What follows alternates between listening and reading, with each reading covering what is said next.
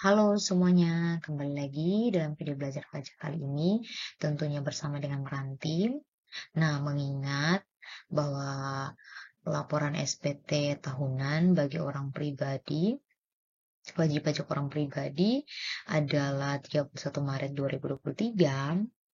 Untuk itu, para wajib pajak sudah harus mengetahui bagaimana cara pelaporan SPT tahunan wajib pajak orang pribadi dengan batasan omset 500 juta tidak kena pajak. Karena sebagaimana kita ketahui sampai saat ini DJP belum menyediakan formulir dengan mengakomodir batasan omset 500 juta yang tidak kena pajak ini.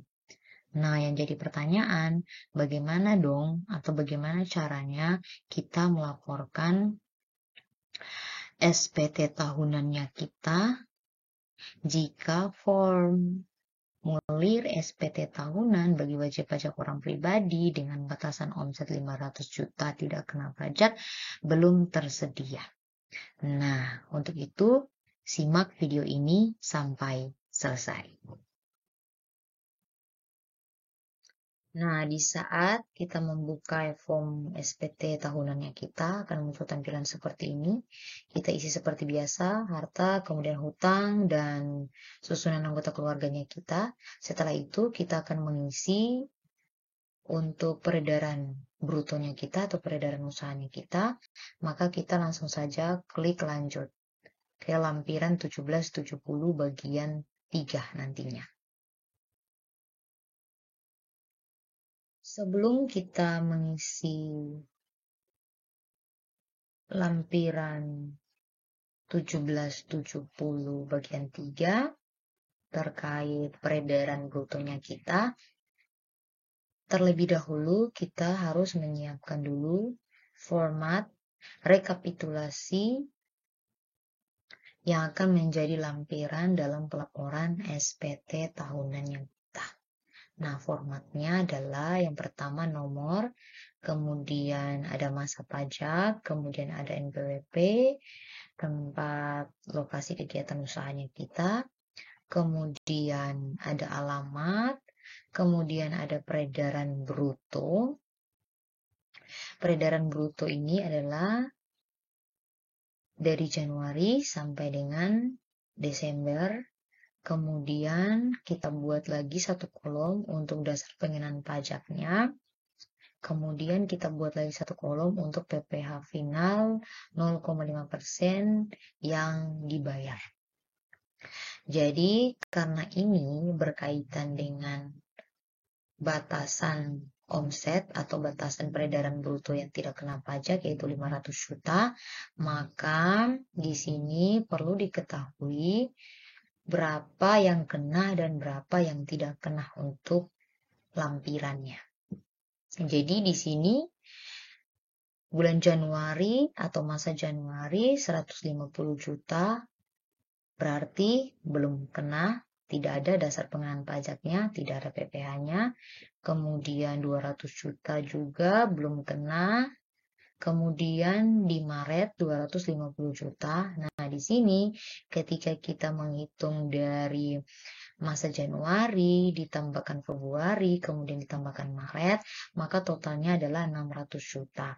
Nah, 600 juta kita kurangi dengan batasan peredaran bruto yang tidak kena pajak 500 juta, maka sisanya adalah 100 juta. Nah, 100 juta ini adalah dasar pengenaan pajak. Jadi, yang dikenakan bukan 250 juta, tetapi selisihnya. Langsung dikalikan saja 0,5%, kemudian selanjutnya seperti biasa. Karena sudah melebihi 500 juta. Jadi, misalnya peredaran brutonya kita di April 200 juta, maka dasar pengenaan pajaknya juga 200 juta. Selanjutnya sampai dengan Desember seperti itu. Jadi, kira-kira tampilannya seperti ini untuk menjadi lampiran yang menjelaskan bahwa dengan adanya batasan omset atau batasan peredaran bruto yang tidak kena pajak 500 juta, maka pembayaran pajaknya kita adalah seperti ini. Nah, selanjutnya setelah rekapitulasi peredaran bruto kita yang telah kita buat di Excel, kemudian kita buat menjadi PDF yang akan menjadi lampiran kita dalam melaporkan SPT tahunan, kita lanjut ke form 1770 bagian 3 tadi. Kita tidak perlu untuk mencentang bagian ini. Kita langsung saja ketik manual berapa omsetnya kita dari Januari sampai dengan Desember, kemudian berapa PPh yang sudah kita bayar. Seperti itu. Setelah itu, kita mengisi data-data kita yang lain. Nah, untuk pelaporannya, di sini yang akan menjadi lampiran adalah rekapitulasi peredaran bruto yang sudah kita buat tadi. Yang dalam bentuk Excel tadi, yang format yang tadi, kita buat atau kita ubah menjadi format PDF, kemudian kita lampirkan atau kita unggah lampirannya di sini. Seperti itu.